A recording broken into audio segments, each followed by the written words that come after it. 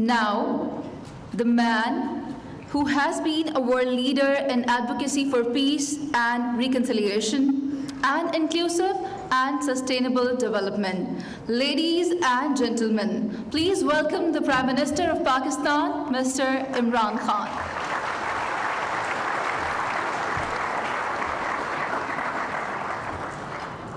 Bismillah ar-Rahman ar-Rahim. Secretary General, UN Commissioner for Refugees, Mr. Vice President, Excellencies, ladies and gentlemen. Today, this occasion of celebrating 40 years of Afghan refugees in Pakistan. And I said celebrating because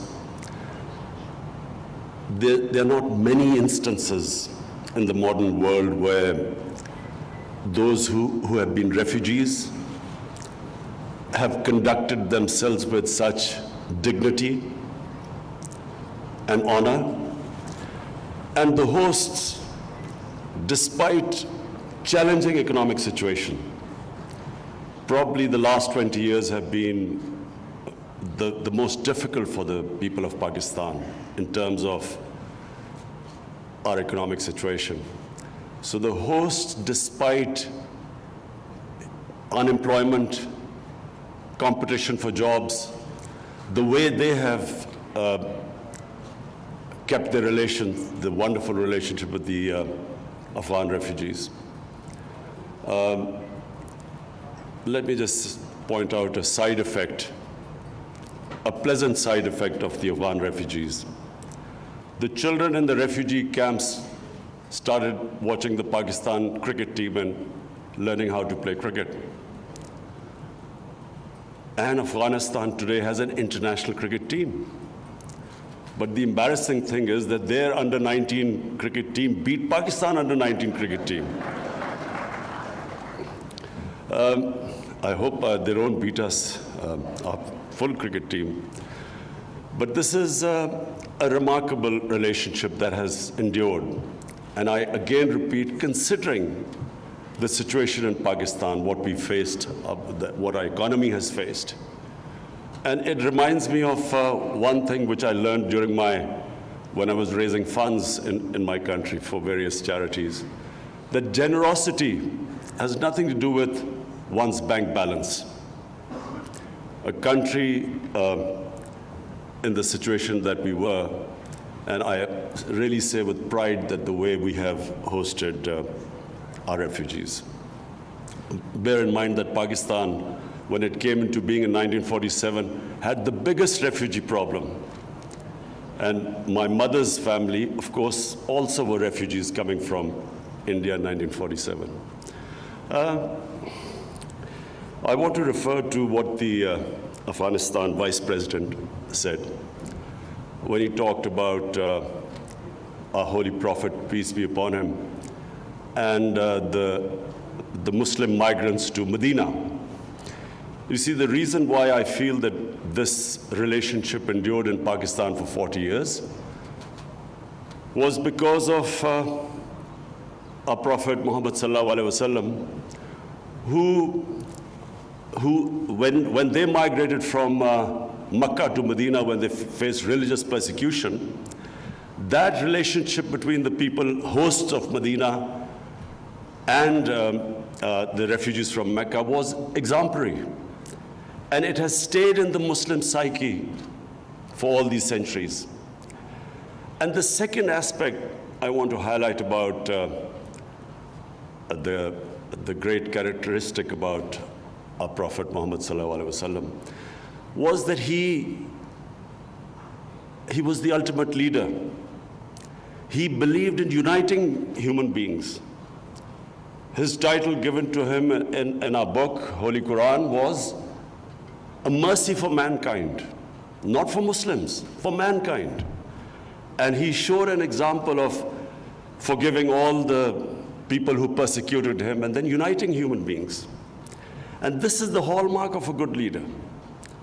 We love Nelson Mandela because he forgave the people who persecuted him, united human beings, saved South Africa.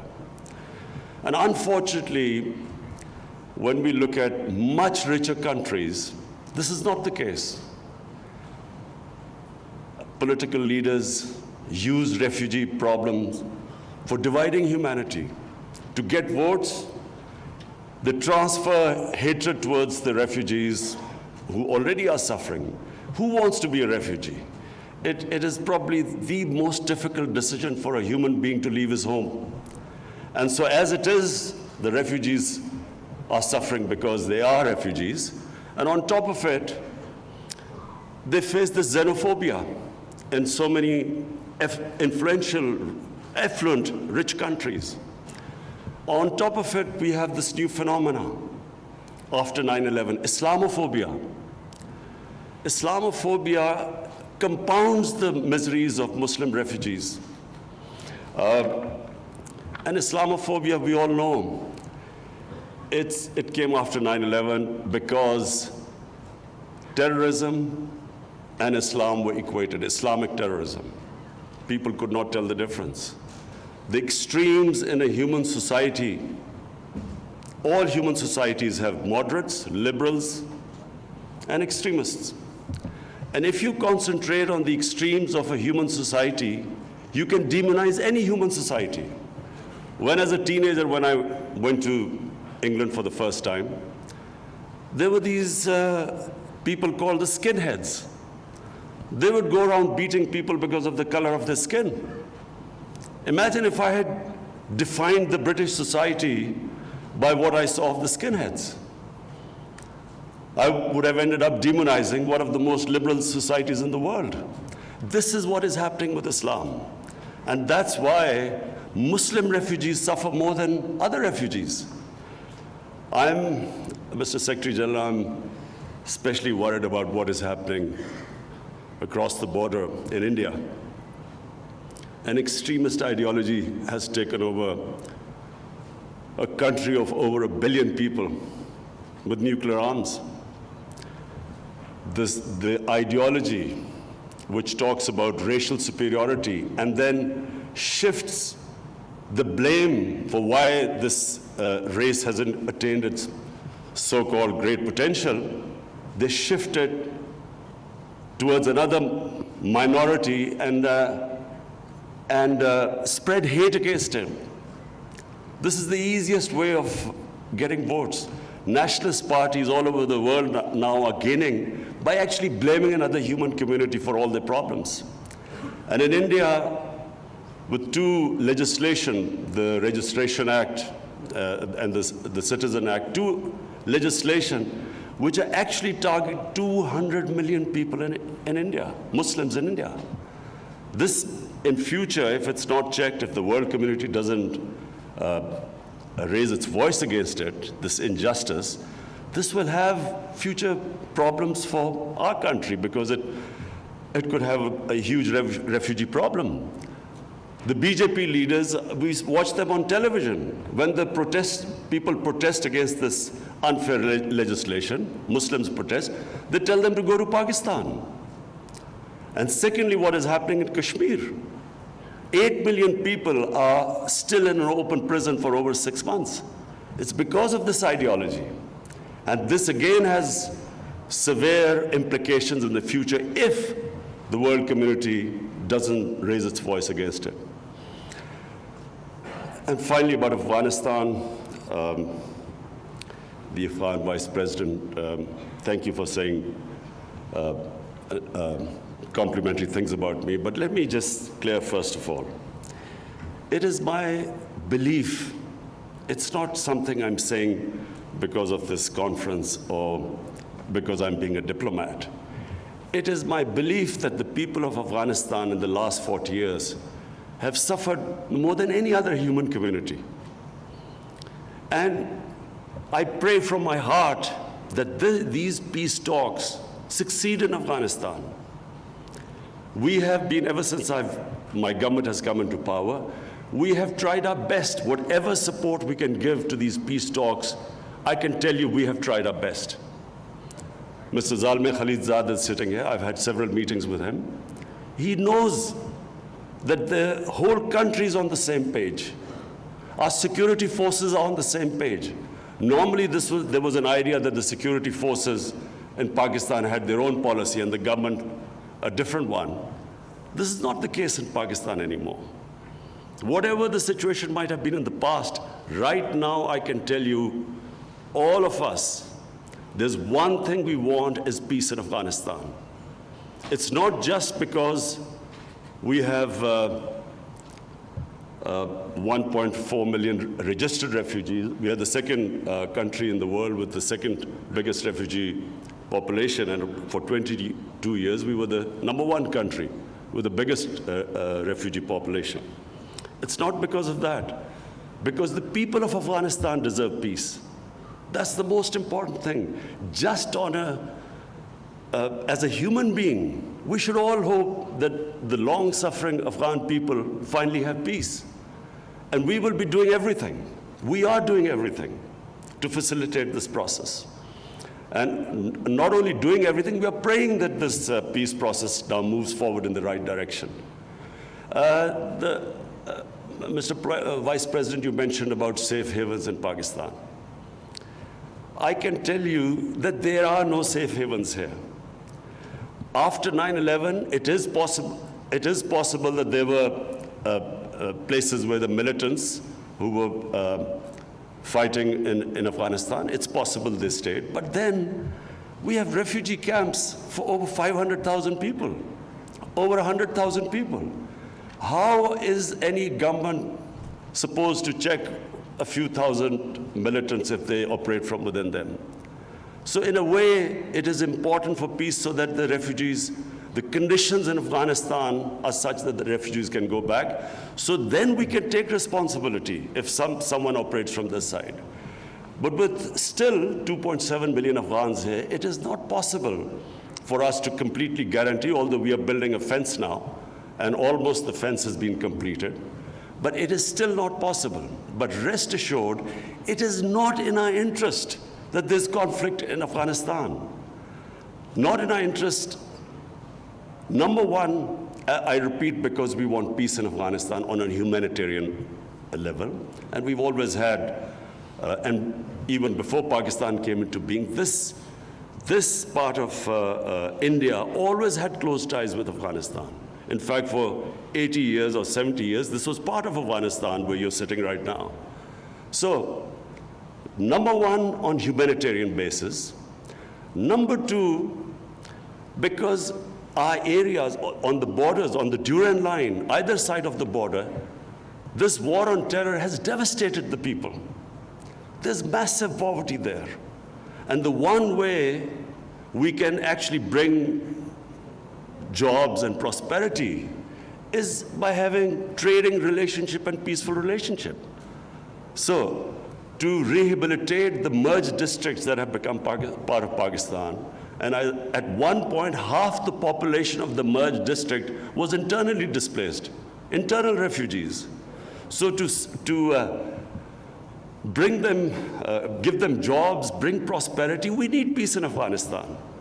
And then, for the future, the connectivity between Pakistan, Afghanistan, and Central Asia, as Mr. Vice President mentioned again, that is the future.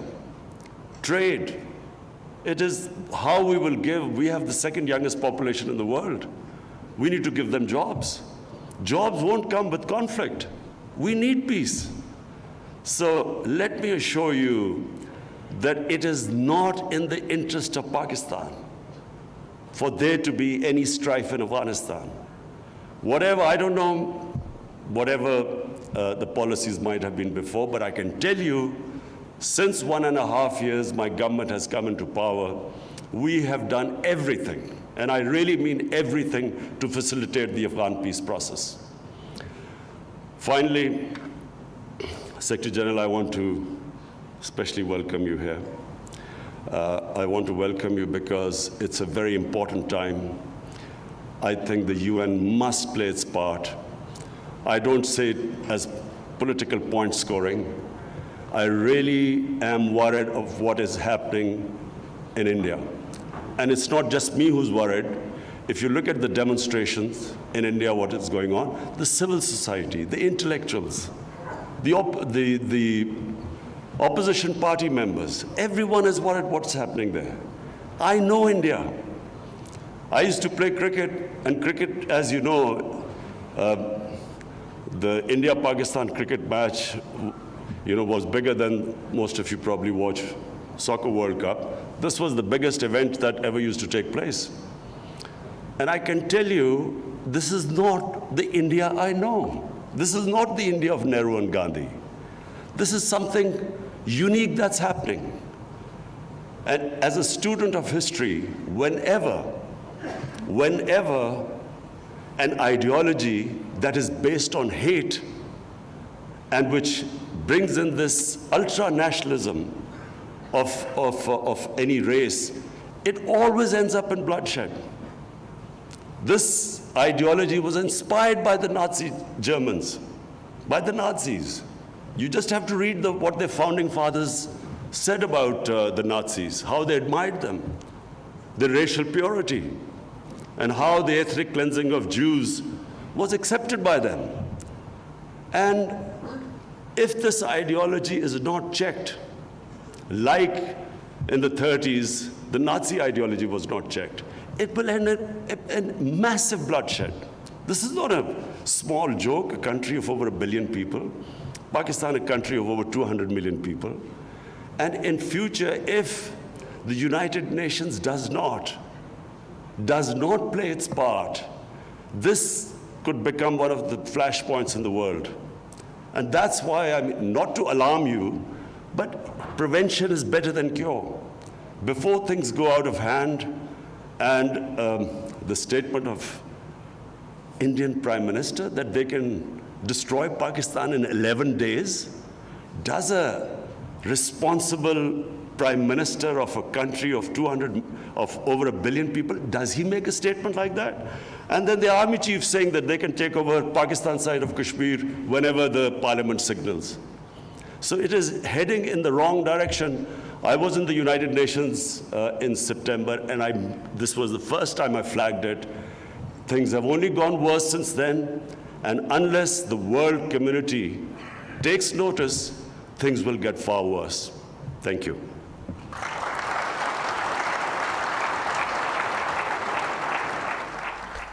और इस वक्त वज़ीर-ए-आज़म इमरान खान इस्लामाबाद में होने वाली पनाहगज़ीनों के हवाले से कॉन्फ्रेंस से खिताब कर रहे थे। इससे पहले इस कॉन्फ्रेंस में UN सेक्रेटरी जनरल ने भी खिताब किया। इमरान खान की जानिब से ये कहा गया कि पाकिस्तान वो मुल्क है जिसने बुरे हालात में भी अफ़गानिस्तान से आने वाले मुहाजिरीन को वेलकम किया और यहाँ पर किसी के अकाउंट बैलेंस से इस चीज़ का कोई ताल्लुक नहीं है। पाकिस्तान एक फ़राग़ दिल कौम है और पाकिस्तानियों ने हमेशा मुहाजिरीन को खुशामदीद कहा।